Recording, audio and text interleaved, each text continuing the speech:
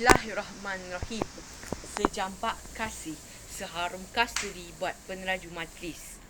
Kombinasi kehakiman yang berlandaskan neraca keadilan. Penjaga masa yang peka tiap detiknya.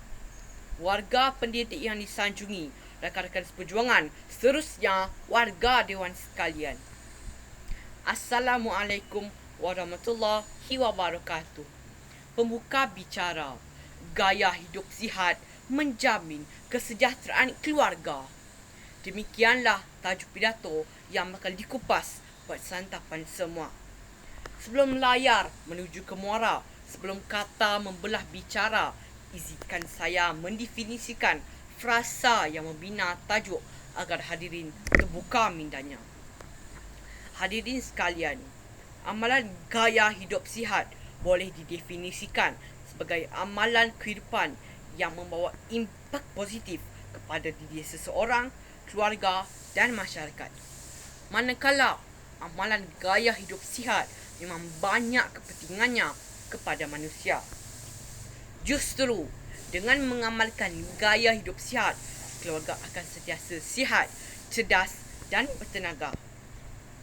Hadirin yang dimuliakan, saya tampilkan indikator saya yang pertama. Setiap orang hendaklah melakukan senaman atau riadah yang mengeluarkan peluh, iaitu sekurang-kurangnya 3 kali seminggu.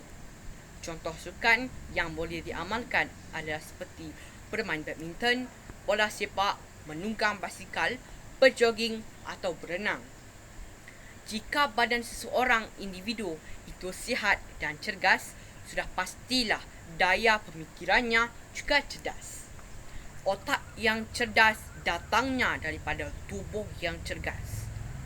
Individu yang sihat dapat menjamin kesejahteraan keluarga.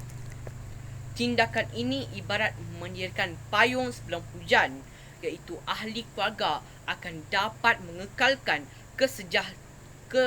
kecergasan diri dan seterusnya badan akan menjadi sihat melalui aktiviti senaman. Amalan ini seterusnya akan melahirkan rakyat yang produktiviti dan proaktif, selaras dengan matlamat kerajaan untuk meningkatkan produktiviti negara. Para hadirin sekalian, seterusnya hujah saya yang kedua. Pengambilan makanan yang seimbang mengikut hierarki piramid makanan menjamin seseorang individu dan keluarga itu mendapat khasiat yang nutrisi yang vitamin yang diperlukan di dalam badan. Contohnya, seseorang itu perlu banyak mengambil makanan yang berserat seperti sayur-sayuran dan buah-buahan serta mengurangkan makanan yang berlemak atau mengandungi kolesterol yang tinggi. Pemeriksaan kesihatan perlu dilakukan oleh setiap individu secara berkala. Ini dapat memastikan anggota dalam tubuh seperti jantung, hati berfungsi dengan baik. Bab kata pepatah, mencegah adalah lebih baik daripada merawat. Hadirin yang dihormati, menyusul pula hujah yang saya yang ketiga.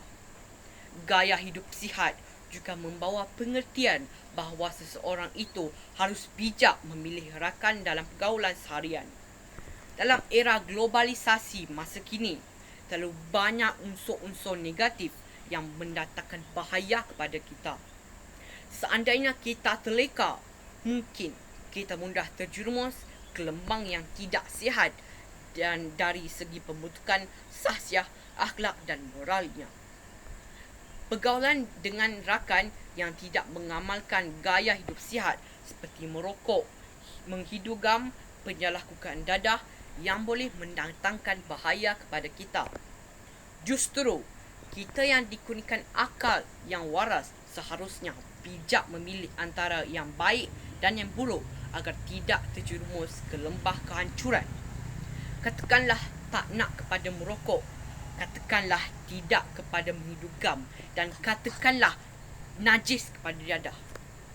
Pasti dapat menjamin kesejahteraan keluarga. Hadirin sekalian, indikator saya yang terakhir iaitu yang keempat. Seterusnya, Gaya hidup sihat juga dapat menjamin kestabilan kesihatan mental dan mengurangkan tekanan. Sebagai contoh, tempoh istirahat dan tidur yang cukup dapat mengurangkan tekanan dan menenangkan minda. Dengan itu, gaya pemikiran seseorang akan menjadi lebih positif dan mampu menyelesaikan masalah. Hadirin sekalian, setelah 4 hujah yang saya utarakan, kini dapatlah disimpulkan bahawa kesejahteraan keluarga adalah bergantung kepada gaya hidup yang boleh diamalkan oleh ahli keluarga. Telah dinyatakan tadi bahawa kita perlu melakukan aktiviti senaman dan riadah dalam hujah pertama. Seterusnya, kita disyorkan agar kita mengamalkan pemakanan seimbang. Kita juga perlu bijak memilih rakan dalam pergaulan. Akhir sekali, istirahat dan tidur yang mencukupi mengurangkan tekanan. Dalam erti kata lain, amalan kehidupan seharian kita adalah penentu kesejahteraan keluarga. Oleh itu, hasrat untuk melahirkan keluarga yang sejahtera akan menjadi realiti jika semua pihak saling bekerjasama, berganding bahu, seias kata, sependapat sebicara, sederap selangkah, menggenggam hasrat membentuk keluarga sejahtera. Sekian, wabillahi taufiq wal hidayah. Wassalamualaikum warahmatullahi wabarakatuh.